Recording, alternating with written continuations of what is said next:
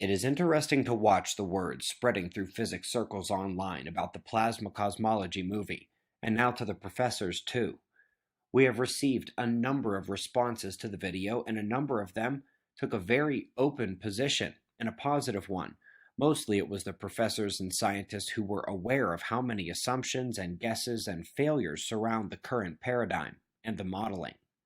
But here, I want to share 4 professor responses in the negative, meaning they did not immediately express any openness to the idea at all. Now, 3 of the 4 are professors to whom we should still give the utmost respect, and we will show why. And the 4th is one that fully exemplifies the mindset emblematic of, indicative of, so many of those furthering an endless goose chase and grant funding black hole. We begin with Professor Bailey at Embry-Riddle. Very kind, very respectful. His primary argument surrounded the concept that such a video does not really meet the standard for serious consideration by the community at large. It should be a scientific paper. A few responses to this. First, we showed nothing but peer-reviewed science from professors and the national labs. To put this all together would be closer to a volume of books rather than a paper.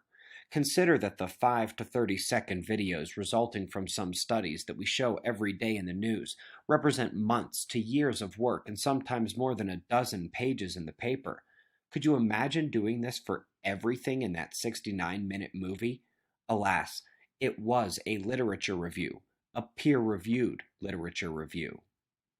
He also made comment that we should be able to see the plasma and dust, and we don't. Now that was the key point of another professor, Professor Delianis at Indiana. He further added that we even looked for more of the massive objects like dwarf stars, but those came up empty too. Well, sadly, this is where that impossibility of a professor keeping up with all of the journals and the up to 200 new papers a day comes into play. Here, we show on a daily basis the dust and plasma discovered in plain sight. The newest proposed instruments are expressly expected to reveal more of this material, like the lost light of Hubble, which is still missing from models even though that paper was published 6 months ago. Now, these new instruments mean we do not yet see it all, or there's no reason for them. Now, as for the massive objects, again, we see these stories coming out all the time. Just this morning in our daily program, we showed this. ALMA not only revealing supermassive galaxies hiding in plain sight, hiding from Hubble, but their abundance in the early universe is way too high for the current dark matter model to explain. That's why it was one of the top stories in the morning news. That's 2 ways the notion that we see it all is wrong, and one expressly contradicts the accepted paradigm of science. Up next, we go to Professor Watson from Manchester. Another very kind and respectful response. Now, this guy might be a little sharper than the other tools in the bag. Immediately pulled out one of the remaining questions to be answered by plasma cosmology, the perceived abundance ratios of hydrogen to helium to lithium in the cosmos. Few things. First, unanswered questions better not be the rubric, otherwise standard cosmology is first in line to get the axe. Second, this conundrum is nowhere near as glaring or as problematic for the paradigm as a whole as the problems that the standard model has. Third, this conundrum only exists if we see everything, account for everything, and their interactions, a claim I don't see how anyone could make. Still, a very good example of a brilliant, hard-working, respectful professor here. And then there is Brad Gibson from Hull. That's in England. This man was somewhat less than courteous, especially when I emailed him back and the words delusional and nonsense started coming out. But on to his arguments. First, he said that plasma cosmology had been debunked, which technically isn't all that different from saying we don't see the plasma and dust, which the other 3 professors did say, but forgetting the fact that its discovery is still ongoing, as we mentioned in the movie and as we show here every day on the news. He is referring to Jim Peebles in 1993 and the thwarting of the plasma dissidents to mainstream cosmology. Yes, we did directly address that part in the movie. Not sure he watched that part. And obviously, the discoveries are ongoing in that realm too, photon and CMB ranges. He then suggested that Illustris does have everything that we said it didn't as a simulation. The newly discovered dust and plasma and star-to-star interactions up to galaxy clusters, things like the radio bridges and plasma filaments. Remember how they spiral down, feeding the galaxies, including the outer regions where the lost luminous matter light of Hubble resides and co-rotates with the galaxy. No, Illustris has none of that. It's months to years behind the newest discoveries.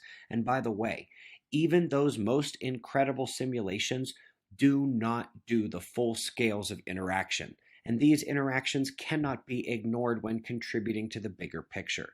By the way, we reported this paper in the morning news too. We do this every day. There is no shortage of evidence or failure from dark matter searches. Then his true colors showed. Here we have a government scientist in our movie, 2 national labs. Al Fane's #1 guy, wrote 2 books on cosmic plasma physics, worked at the DOE. And Gibson claims Peratt simply made it up, claims no such experiments exist, and no secret knowledge was gained. Well, it would be one thing to be skeptical of Peratt's claims right off the bat, but to outwardly call him a liar to other people is stepping far out of line, especially given Peratt's vastly more impressive resume. He actually used the word criminal to describe Peratt at one point. Gibson even says he works with people at Los Alamos, and so he would know.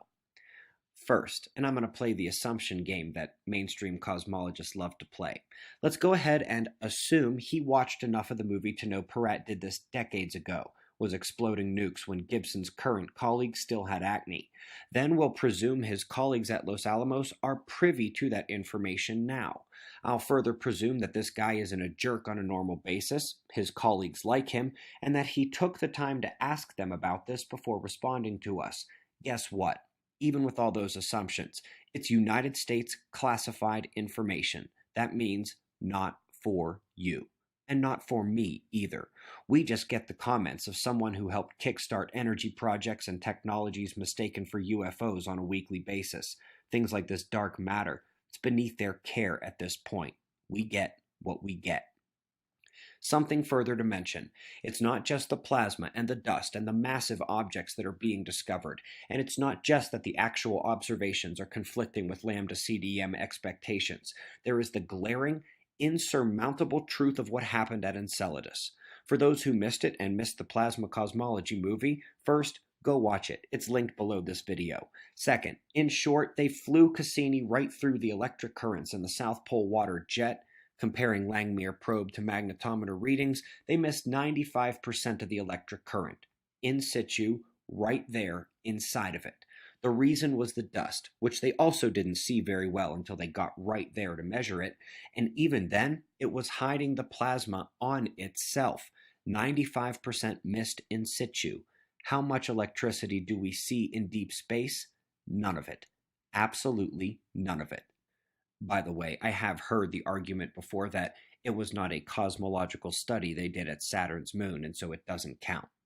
More to come, literally every day. I'll see you in the morning. Be safe, everyone.